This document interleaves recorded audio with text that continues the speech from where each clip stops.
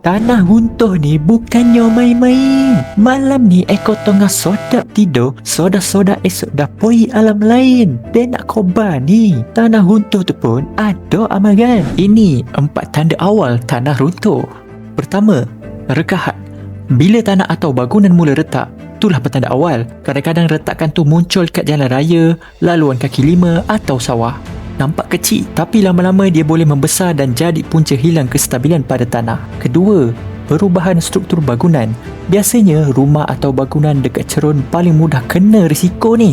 Kalau korang perasan, dinding mula retak, pintu susah nak tutup atau lantai jadi tak rata. Ketiga, perubahan aliran air. Bila parit tiba-tiba melimpah, sungai berubah arah atau air jadi keruh lepas hujan lebat, tu bukan benda biasa. Maksudnya, tanah dah mula tepuk air dan tak stabil. Kadang kita fikir tu semua bakal banyak kilat je, tapi itulah signal awal tanah runtuh. Keempat, pokok atau tiang mula condong.